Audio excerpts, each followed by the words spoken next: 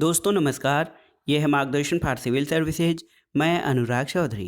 दोस्तों आज की वीडियो में हम सॉल्व करेंगे गवर्नमेंट इंटर कॉलेज प्रवक्ता परीक्षा के लिए सामान्य अध्ययन का प्रैक्टिस सेट संख्या 13, जिसमें हम सामान्य अध्ययन के कुल 40 प्रश्नों को हल करेंगे।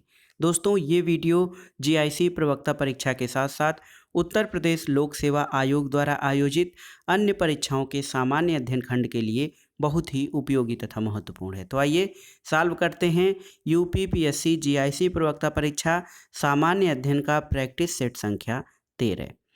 दोस्तों आज की वीडियो का जो पहला प्रश्न है, देखिए, उत्तर प्रदेश जमींदारी उन्मूलन और भूमि सुधार अधिनियम 1950 अंतर्निहित है किसमें?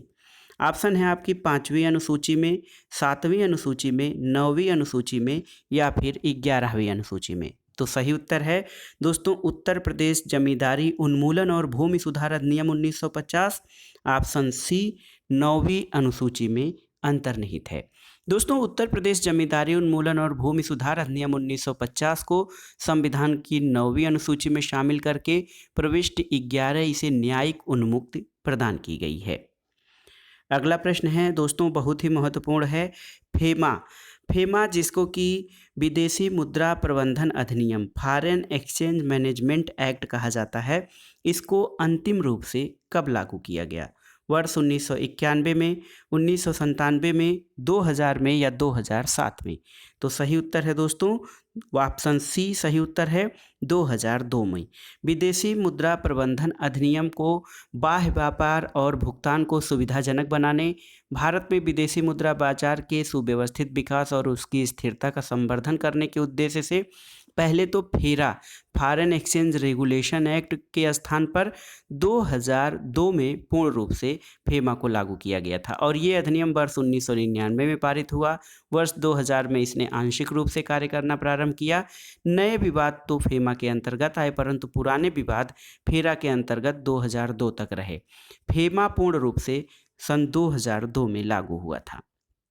अगला प्रश्न है भारतीय राज्य व्यवस्था से। तीसरा प्रश्न है हमारे संविधान के किस भाग में 3 सोपानों में पंचायतें बनाने की परिकल्पना की गई है? ऑप्शन देखिए भाग 9, भाग 10, भाग 11 और भाग 12। तो सही उत्तर है आपका ऑप्शन ए भाग 9 में। हमारे संविधान के भाग 9 में 3 सोपानों में पंचायतें बनाने की परिकल्पना की गई और आप जानते हैं 73वां संविधान संशोधन अधिनियम 1992 में पारित हुआ था और इसके द्वारा 24 अप्रैल 1993 से अंतः स्थापित संविधान का 9वें भाग में 3 सोपानों में पंचायतें बनाने की परिकल्पना की गई थी और अनुच्छेद 243 खंड ख 1 में कहा गया है कि प्रत्येक ग्राम में ग्राम मध्यवर्ती और जिला स्तर पर इस भाग के उपबंधों के अनुसार पंचायतों का गठन किया जाएगा और इसी अनुच्छेद के खंड 2 में कहा गया है कि मध्यवर्ती स्तर पर पंचायत उस राज्य में गठन नहीं किया जा सकेगा जिसकी जनसंख्या 20 लाख से अधिक नहीं है। तो सही उत्तर है भाग 9 में त्रिस्तरीय पंचायतें बनाने की परिकल्पना हमारे संविधान में की गई है। अगला प्रश्न है दोस्तों भारतीय संविधान के निम्नलिखित अनुच्छेदों में से किस एक के अंतर्गत विधान परिषद की स्थापना या समाप्ति की व्यवस्था की गई है? ऑप्शन है आपके अनुच्छेद 168, 169, 170 या 171। तो सही उत्तर है दोस्तों ऑप्शन बी अनुच्छेद 169। अनुच्छेद 169 के अंतर्गत किसी राज्य विधानसभा द्वारा 2/3 बहुमत से प्रस्तावित पारित करने पर संसद विधि द्वारा उस राज्य में विधान परिषद की स्थापना कर सकती है या फिर उसकी समाप्ति कर सकती है। अगला प्रश्न है बच्चों में प्रोटीन की न्यूनता के कारण जो रोग उत्पन्न होता है वो कौन सा है? ऑप्शन देखिए मेरास्मस, पेलाग्रा, बेरीबेरी या फिर रिकेट्स। तो सही उत्तर है प्रोटीन न्यूनता के कारण, प्रोटीन अल्पता या प्रोटीन न्यूनता के कारण मेरास्मस रोग होता है। अगला प्रश्न देखते हैं दोस्तों किस स्तर या किस ध्वनि स्तर जिसको कि डेसिबल में मापा जाता है से अधिक की ध्वनि खतरनाक ध्वनि प्रदूषण कहलाता है? ऑप्शन है 30 डेसिबल, 40 डेसिबल, 60 डेसिबल या फिर 80 डेसिबल। तो सही उत्तर है ऑप्शन डी 80 डेसिबल। दोस्तों कानों के अंदर आप जानते हैं सूक्ष्म तंत्रिकाएं होती हैं जो संकेतों को मस्तिष्क तक पहुंचाती हैं और 80 डेसिबल से अधिक की ध्वनि जो है वो तंत्रिका कोशिकाओं को अक्षम बना सकती है और व्यक्ति बहरेपन का शिकार हो सकता है। तो ये 80 डेसिबल तक के स्तर या 80 डेसिबल तीव्रता स्तर की ध्वनि खतरनाक ध्वनि प्रदूषण की श्रेणी में आती है। अगला प्रश्न है, टेलीविजन के दूरस्थ नियंत्रण के लिए किस प्रकार के विद्युत चुंबकीय विकिरण का प्रयोग किया जाता है? ऑप्शन देखिए, अवरक्त विकिरण, पराबैंगनी विकिरण, दृश्य विकिरण या उपरोक्त में से कोई नहीं। तो सही उत्तर है दोस्तों, दूरस्थ नियंत्रण या सुदूर नियंत्रण बिना तार के कुछ दूरी लगभग 5 मीटर पर स्थित किसी इलेक्ट्रॉनिक युक्ति जैसे टीवी आदि को नियंत्रित करने के काम में आता है।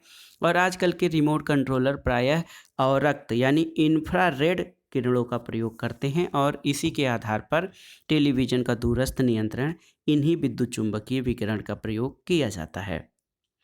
अगला प्रश्न है दोस्तों, देखिए, निम्नलिखित में से कौन सी जैव विविधता संरक्षण के लिए महत्वपूर्ण रणनीति है? ऑप्शन देखिए, जैवमंडल रिजर्व, वानस्पतिक उद्यान, राष्ट्रीय समुद्री पार्क या जंगली जंतु अभयारण्य। आपको बताना है कि कौन सा जैव विविधता संरक्षण के लिए महत्वपूर्ण रणनीति है। तो सही उत्तर है दोस्तों, जैव विविधता संरक्षण के लिए महत्वपूर्ण रणनीति जैव मंडल रिजर्व है।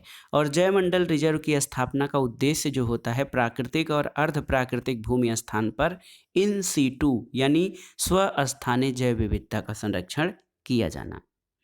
अगला प्रश्न है, विश्व में कुल कहवा उत्पादन के प्रतिशत की दृष्टि से शीर्षस्थ देश कौन सा है? सर्वाधिक कहवा उत्पादन, ऑप्शन है कोलंबिया, ब्राजील, भारत या इथोपिया। तो सही उत्तर है दोस्तों ब्राजील। ऑप्शन बी जो है, ब्राजील कुल कहवा उत्पादन की दृष्टि से जो है प्रतिशतता की दृष्टि से शीर्षस्थ देश है। अगला प्रश्न देखते हैं, कथन कारण से संबंधित है। कथन है, मरुस्थल शाश्वत ऊर्जा उत्पादन के प्रभावकारी स्रोत हो सकते हैं। सही है। कारण है कि जितनी ऊर्जा मानव जाति एक वर्ष में उपभोग करती है उससे कहीं अधिक ऊर्जा मरुस्थल 6 घंटों में सूर्य से प्राप्त कर लेते हैं। तो यहाँ पर देखिए दोस्तों, ए और आर दोनों सही है और आर ए की सही व्याख्या भी करता है। ऑप्शन ए आपका सही उत्तर हो जाएगा। जर्मनी के वैज्ञानिक हैं डॉक्टर गेरहार्ड नाइस।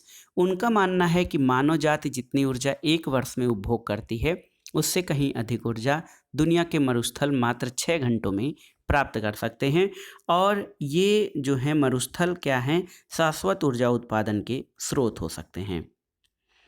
अगला प्रश्न बहुत ही महत्वपूर्ण है, बॉम्बे, मद्रास और कलकत्ता में उच्च न्यायालयों यानी हाई कोर्ट्स की स्थापना कब हुई थी? तो सही उत्तर है 1861 में। दोस्तों, बॉम्बे, मद्रास और कलकत्ता उच्च न्यायालयों की स्थापना ब्रिटिश संसद द्वारा पारित 1861 के भारतीय उच्च न्यायालय अधिनियम के तहत 1862 में की गई थी और सही उत्तर इसमें 1861 हो जाएगा। अगला प्रश्न है दोस्तों, देखिए, अकबर की इच्छानुसार किसने रामायण का फारसी में अनुवाद किया था? ऑप्शन अबुल फजल, अब्दुल कादिर बदायूनी, फैजी या फिर अब्दुल रहीम खाने खाना।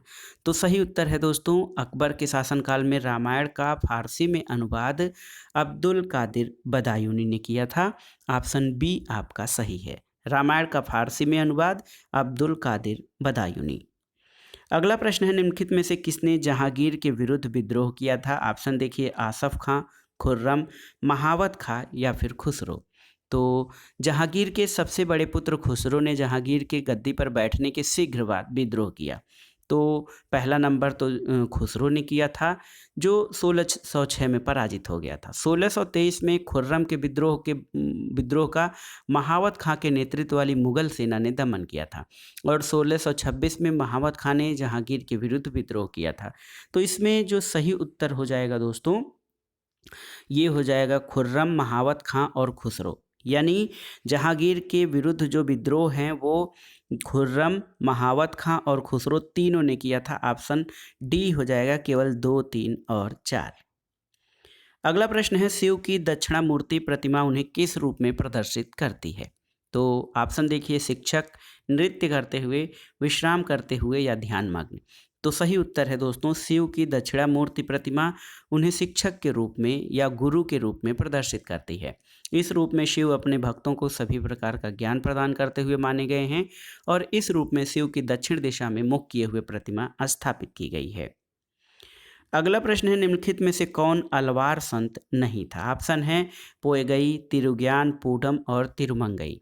तो सही उत्तर है दोस्तों, देखिए अलवार संत कौन नहीं है। ऑप्शन बी आपका सही उत्तर है तिरुज्ञान। इसमें से पोएगई, पूडम और तिरुमंगई ये अलवार संत हैं, लेकिन तिरुज्ञान अलवार संतों की श्रेणी में नहीं आते हैं। अगला प्रश्न है 2011 की जनगणना के अनुसार उत्तर प्रदेश के किस जिले में जनसंख्या घनत्व सर्वाधिक है। ऑप्शन देखिए वाराणसी, लखनऊ, गाजियाबाद और कानपुर। तो सही उत्तर है दोस्तों, जनगणना 2011 के अनुसार गाजियाबाद का जनसंख्या घनत्व सबसे अधिक है, जो कि 3,971 व्यक्ति प्रति वर्ग किलोमीटर है। तो गाजियाबाद का जनसंख्या घनत्व उत्तर प्रदेश के जिलों में सर्वाधिक है। अगला प्रश्न है दोस्तों, बायोटेक्नोलॉजी पार्क कहाँ पर स्थित है। आपको बताना है लखनऊ में, वाराणसी में, आगरा में या उपर्युक्त में से कोई नहीं। तो देखिए सही उत्तर क्या है, बायोटेक्नोलॉजी पार्क कहाँ पर स्थित है। सही उत्तर है दोस्तों लखनऊ में। लखनऊ में बायोटेक्नोलॉजी पार्क अवस्थित है आपका। तो ऑप्शन ए आपका सही उत्तर हो जाएगा। अगला प्रश्न है भारत सरकार द्वारा घोषित ABC सूचकांक का संबंध किससे है। ABC सूचकांक यानी achievements of babies and children index. तो सही उत्तर है दोस्तों, ये जो ABC सूचकांक है ये शिशुओं और बालकों की उपलब्धियों से संबंधित सूचकांक है। इसके द्वारा उत्तरजीविता, टीकाकरण, पोषण और स्कूल जाने के 4 संकेतकों के औसत आधार पर बच्चों के विकास का आकलन किया जाता है। तो ABC सूचकांक एक प्रकार से स्वास्थ्य से संबंधित है। तो सही उत्तर है ऑप्शन सी, भारत सरकार द्वारा ABC सूचकांक स्वास्थ्य से संबंधित है। अगला प्रश्न है सूची 1 का सूची 2 से सुमेलन कराना है। देखिए सर्व शिक्षा अभियान, दोस्तों सर्व शिक्षा अभियान वर्ष 2001 में चालू किया गया था। साक्षर भारत 2009 में, ऑपरेशन ब्लैक बोर्ड योजना 1987 में और राष्ट्रीय साक्षरता मिशन 1988 में प्रारंभ किया गया था। तो इस आधार पर देखिए सही उत्तर क्या हो जाएगा। आपका सही उत्तर हो जाएगा दोस्तों ऑप्शन डी, इसका सही उत्तर हो जाएगा। अगला प्रश्न है निम्नलिखित में से कौन संविधान प्रारूप समिति के सदस्य थे। N गोपाल स्वामी, जवाहरलाल नेहरू, अल्लाद कृष्ण स्वामी अय्यर और सरदार पटेल। इनमें से कौन संविधान की जो ड्राफ्ट कमेटी थी या प्रारूप समिति थी उसके सदस्य थे। तो दोस्तों आप जानते हैं कि संविधान के प्रारूप समिति के अध्यक्ष डॉक्टर भीमराव अंबेडकर थे। समिति के अन्य सदस्यों में N गोपाल स्वामी अयंगर थे, अल्लाद कृष्ण स्वामी अय्यर रहे। इसके अलावा KM मुंशी, मोहम्मद सादुल्ला, BL मित्रा, उनकी जगह पे N माधवराव आए थे। N माधवराव की जगह पे BL मित्रा और DP खेतान थे। वर्ष 1948 में उनकी मृत्यु के बाद PT कृष्णमाचारी को उनके जगह पर लाया गया था। तो इसमें से जो 2 सदस्य हैं देखिए 1 और 3, तो सही उत्तर हो जाएगा ऑप्शन सी, आपका सही उत्तर हो जाएगा। संविधान की प्रारूप समिति के जो सदस्य थे उनमें से यहाँ पर इन ऑप्शंस में से 2 सदस्य उपलब्ध हैं। अगला प्रश्न है सूची 1 का सूची 2 से सुमेलन कीजिए और दिए गए कूट के आधार पर सही उत्तर बताइए। दोस्तों विटामिन B12 में कोबाल्ट तत्व उपस्थित होता है। हीमोग्लोबिन में आप जानते हैं आयरन या लोहा होता है। क्लोरोफिल में मैग्नीशियम होता है और पीतल में तांबा उपस्थित होता है। तो इस आधार पर सही उत्तर का आप चयन कर सकते हैं दोस्तों। विटामिन B12 में कोबाल्ट, हीमोग्लोबिन में लोहा, क्लोरोफिल में मैग्नीशियम तत्व की उपस्थिति होती है और पीतल में तांबा होता है। अगला प्रश्न है दोस्तों, औद्योगिक मलबे से सर्वाधिक रासायनिक प्रदूषण होता है किस औद्योगिक मलबे से। चमड़ा उद्योग, कागज उद्योग, रेयान उद्योग या वस्त्र उद्योग, आपको बताना है। तो सही उत्तर है दोस्तों ऑप्शन ए, चमड़ा उद्योग के औद्योगिक मलबे से सर्वाधिक रासायनिक प्रदूषण होता है और जल प्रदूषण और मृदा प्रदूषण के लिए प्रमुख रूप से यही उद्योग उत्तरदायी है। अगला प्रश्न देखते हैं, अमलैंड शब्द बहुत ही महत्वपूर्ण है, भूगोल से संबंधित है। अमलैंड शब्द का अर्थ क्या है। ऑप्शन है नगर का हृदय क्षेत्र, सैटेलाइट नगर, नगर का प्रतिवेशी या आसपास का क्षेत्र, नगर का निवास क्षेत्र। आपको बताना है अमलैंड शब्द जो है वो उसका अर्थ क्या होता है। तो सही उत्तर है दोस्तों अमलैंड शब्द का अर्थ होता है नगर का प्रतिवेशी या आसपास का क्षेत्र। इसको हिंटरलैंड भी कहा जाता है। तो अमलैंड शब्द को देखिए हिंटरलैंड भी कहा जाता है और इसका अर्थ होता है नगर का प्रतिवेशी या नगर के आसपास का क्षेत्र। अगला प्रश्न है सूची 1 और सूची 2 का सुमेलन करना है। तो यहाँ पर आइए देखिए विश्व पृथ्वी दिवस। दोस्तों विश्व पृथ्वी दिवस आपका अप्रैल में मनाया जाता है और सही उत्तर है 22 अप्रैल को विश्व पृथ्वी दिवस मनाया जाता है। विश्व नगर दिवस, विश्व नगर दिवस अक्टूबर में मनाया जाता है और ये प्रतिवर्ष 31 अक्टूबर को मनाया जाता है, याद रखिएगा। विश्व जनसंख्या दिवस आप जानते हैं विश्व जनसंख्या दिवस 11 जुलाई को मनाया जाता है और विश्व जल दिवस आपका 22 मार्च को मनाया जाता है। तो इस आधार पर सही उत्तर जो हो जाएगा ऑप्शन ए आपका सही उत्तर हो जाएगा। अगला प्रश्न भारतीय संविधान और राज्य व्यवस्था से संबंधित है। विधान परिषद में मनोनीत सदस्यों की संख्या कुल कितनी होती है आपको बताना है। कुल सदस्यों की संख्या का 1/3, कुल सदस्य संख्या का 1/4, कुल सदस्य संख्या का 1/6वां भाग और उपरोक्त में से कोई नहीं। तो सही उत्तर है विधान परिषद में मनोनीत सदस्यों की संख्या कुल सदस्य संख्या का 1/6वां भाग होता है। ऑप्शन सी आपका सही है। और आप जानते हैं दोस्तों ये जो कुल विधान परिषद की कुल सदस्य संख्या के 1/6 सदस्यों को राज्यपाल द्वारा साहित्य, विज्ञान, कला, सहकारी आंदोलन और समाज सेवा क्षेत्र में व्यवहारिक अनुभव रखने वाले व्यक्तियों में से मनोनीत किया जाता है। अगला प्रश्न है दोस्तों CO 1148 एक महत्वपूर्ण प्रजाति है किस फसल की। ऑप्शन है गेहूं, कपास, मक्का या फिर गन्ना। तो सही उत्तर है CO 1148 गन्ना की एक महत्वपूर्ण प्रजाति है और ये प्रजाति पूर्वी उत्तर प्रदेश में मुख्यतया उगाई जाती है। अगला प्रश्न है निम्नलिखित में से कौन एक सल्फा औषधि है। पेनिसिलिन, स्ट्रेप्टोमाइसिन, सीबाजोल या फिर एस्पिरिन। तो दोस्तों आप जानते हैं कि जीवाणुओं द्वारा होने वाली बीमारियों के उपचार के लिए सल्फा ड्रग्स का प्रयोग किया जाता है। ये संश्लिष्ट दवाओं का एक समूह होता है जिसके अंतर्गत सल्फोनामाइड, सल्फामेराजाइन, सल्फाडाइजिन इत्यादि आते हैं। प्रोंटोसिल, सीबाजोल ये सल्फोमाइड दवाओं के प्रकार हैं और सर्वप्रथम सल्फा ड्रग्स प्रोंटोसिल की खोज 1932 में की गई थी। तो सही उत्तर है दोस्तों सीबाजोल जो है एक सल्फा औषधि है। तो सही उत्तर है ऑप्शन सी सीबाजोल ये सल्फोनामाइड दवाओं के प्रकार हैं और इनकी खोज 1932 में सबसे पहले की गई थी। आइए सामान्य गणित से संबंधित प्रश्नों को देख लेते हैं। ए बी से जो सी से 3 गुना है, ए बी से जो सी से 3 गुना बड़ा है 5 वर्ष छोटा है, यानी ए बी से जो कि सी से 3 वर्ष बड़ा है 5 वर्ष छोटा है। यदि 4 वर्ष पूर्व सी 10 वर्ष का था तो 6 वर्ष बाद ए कितना बड़ा हो जाएगा। तो 4 साल पहले सी की आयु 10 साल थी और सी की वर्तमान आयु 14 साल हो जाएगी। बी की वर्तमान आयु ये हो जाएगा सी का 3 गुना तो 14 तियाँ 42 हो जाएगा। ए की वर्तमान आयु 42 में से 5 आप घटा देंगे 37 वर्ष हो जाएगा। लेकिन 6 वर्ष के बाद ए की आयु हो जाएगी 37 + 6 = 43 वर्ष। तो सही उत्तर ऑप्शन बी आपका हो जाएगा कि 6 वर्ष बाद ए जो है 43 साल का हो जाएगा। अगला प्रश्न है एक समबाहु त्रिभुज का अंतःवृत्त खींचा गया है। यदि त्रिभुज की प्रत्येक भुजा 4√3 सेंटीमीटर हो तो वृत्त की त्रिज्या कितनी है। तो देखिए यहाँ पर एक त्रिभुज है, ये समबाहु त्रिभुज है, तीनों भुजाएं बराबर है। इसमें एक वृत्त खींचा गया है और इसमें आपको बताना है इसकी त्रिज्या कितनी है, जबकि भुजा की लंबाई 4√3 है। तो समबाहु त्रिभुज के वृत्त की अंतःवृत्त की त्रिज्या होता है भुजा बाई 2 करड़ी में 3। देखिए भुजा बटे 2 करड़ी में 3 ये होता है समबाहु त्रिभुज के अंदर जो वृत्त की त्रिज्या है। तो इसमें आप जब भाग करेंगे 4 करड़ी में 3 बटे 2 करड़ी में 3 तो करड़ी में 3 कट जाएगा और 2 से 4 कट जाएगा तो 2 सही उत्तर हो जाएगा। 2 सेंटीमीटर इस वृत्त की त्रिज्या हो जाएगी।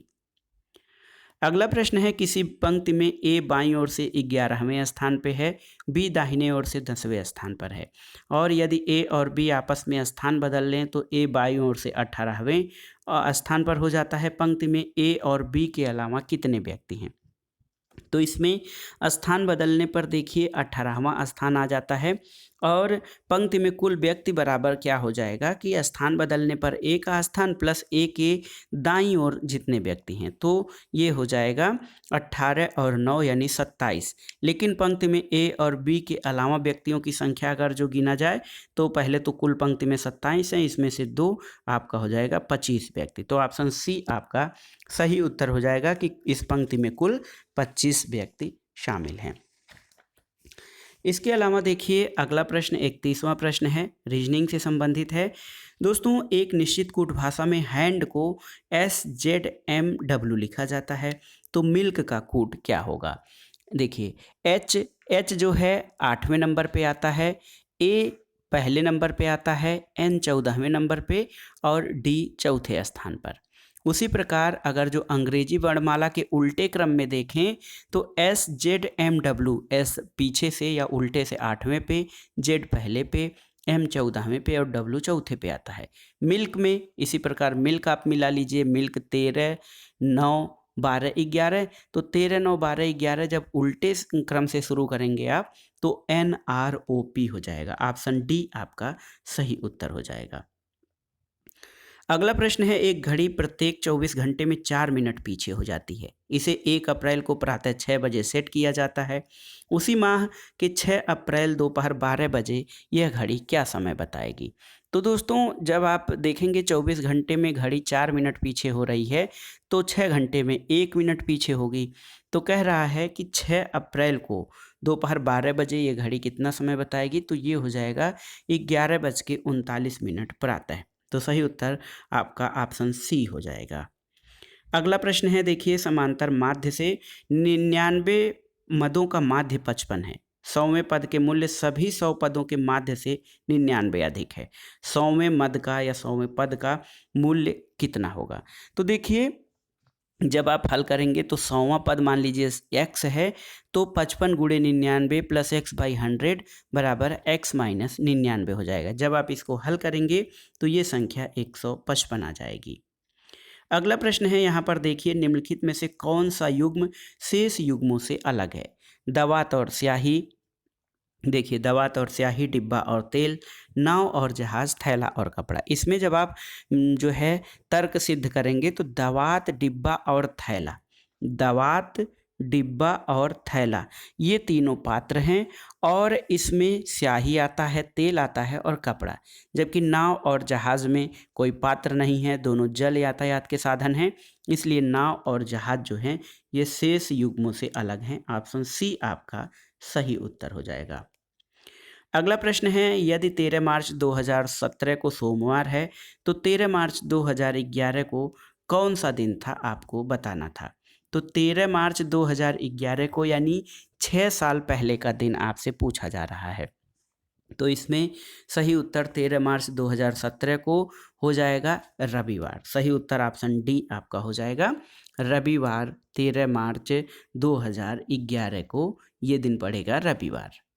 अगला प्रश्न है, 23 दिसंबर 2020 को सार्वजनिक क्षेत्र के किस उपक्रम को कारपोरेट सामाजिक उत्तरदायित्व के क्षेत्र में प्रतिष्ठित CII ITC सस्टेनेबिलिटी पुरस्कार 2020 दिया गया है? तो सही उत्तर है दोस्तों NTPC लिमिटेड को ये पुरस्कार दिया गया है कारपोरेट सोशल रिस्पांसिबिलिटी के क्षेत्र में CII ITC सस्टेनेबिलिटी पुरस्कार 2020।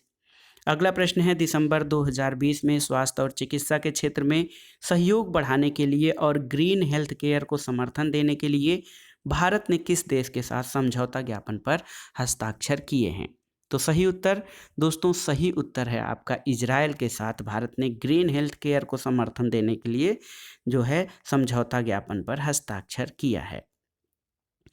अगला प्रश्न है, 22 दिसंबर 2020 को चीन ने अपने जिस नए रॉकेट से अंतरिक्ष में 5 उपग्रह लॉन्च किए हैं उसका नाम क्या है? तो सही उत्तर है चीन के रॉकेट का नाम है रॉकेट लॉन्ग मार्च 8। लॉन्ग मार्च 8 उपग्रह से इसने अपने 5 उपग्रह लॉन्च किए हैं। अगला प्रश्न है, यूनेस्को में हाल में किस देश की हाकर संस्कृति को मान्यता दी है? आपको बताना है। ऑप्शन है मालदीव, श्रीलंका, फिजी या जो है सिंगापुर। तो सही उत्तर है दोस्तों, यूनेस्को द्वारा मानवता की अमूर्त सांस्कृतिक विरासत में सिंगापुर के हाकर संस्कृति को मान्यता मिली है। और इस सूची में भारतीय योग, चीनी सुलेख, फ्लोमेंको पहले से शामिल हैं। सिंगापुर में हाकर एक जीवंत संस्कृति है जो स्ट्रीट फूड तैयार करने वालों, सामुदायिक भोजन कक्ष में भोजन करने और मिलने वाले लोगों की वजह से विकसित हुई है। इस वीडियो का आखिरी प्रश्न है, भारत के पहले जेंडर हब के संदर्भ में विचार कीजिए। कथन 1 है, भारत का पहला जेंडर हब तमिलनाडु राज्य में स्थापित किया गया है और ये जेंडर हब संयुक्त राष्ट्र महिला सहयोग से संबंध से स्थापित किया जाएगा। तो दोस्तों 21 दिसंबर 2020 को संयुक्त राष्ट्र महिला और केरल सरकार ने भारत के पहले जेंडर डेटा हब के संबंध में एक समझौता ज्ञापन पर हस्ताक्षर किए हैं। तो ये तमिलनाडु नहीं बल्कि केरल है दोस्तों। ये जेंडर हब संयुक्त राष्ट्र महिला सहयोग से स्थापित किया गया है। तो सही उत्तर है इसमें केवल ऑप्शन 2 आपका सही है। तो दोस्तों ये था आज का वीडियो।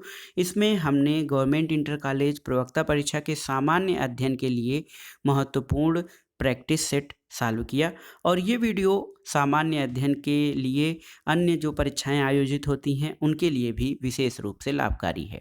वीडियो आपको कैसा लगा हमें कमेंट बॉक्स में ज़रूर बताइएगा। वीडियो को लाइक करें, शेयर करें और इस चैनल मार्गदर्शन फॉर सिविल सर्विसेज को सब्सक्राइब करें। वीडियो देखने के लिए धन्यवाद दोस्तों। नमस्कार।